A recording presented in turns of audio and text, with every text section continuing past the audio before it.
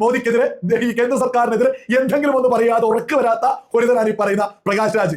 വിളിച്ചു പറഞ്ഞിട്ടുള്ളത് ദേശീയ ചലച്ചിത്ര അവാർഡ് മമ്മൂട്ടിയെ അർഹിക്കുന്നില്ല, ദേശീയ ചലച്ചിത്ര അവാർഡിനെ അങ്ങ് അപമാനിക്കാൻ. എന്തുകൊണ്ടാണ് ഇങ്ങനെയൊക്കെ അപമാനിക്കാൻ തോന്നുന്നത്?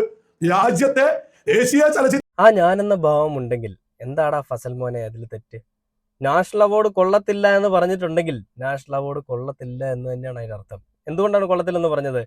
അവിടെ എപ്പോഴാണ് ചാണക സംഖ്യകളുടെ മെഴുകലുകൾ ഉണ്ടായതോ അപ്പം മുതൽ നാഷണൽ അവാർഡിന് വിലയില്ലാതായി. ഞാൻ ഇന്നലെയും ഇന്നും എന്നും പറയുന്ന ഒരു കാര്യം തന്നെയാണ്.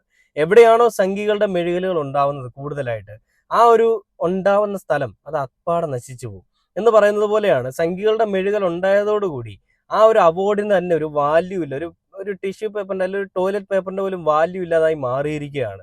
എന്നിട്ട് ഇവ വന്നിട്ട് എന്തൊരു മെഴുകലാ, ഇതൊരു വൃത്തികെട്ട പരിപാടിയല്ലേ? അവാർഡൊക്കെ മോശമാണ്. ഞാൻ പ്രഖ്യാപിച്ചതാണ്. അതിനേക്കാൾ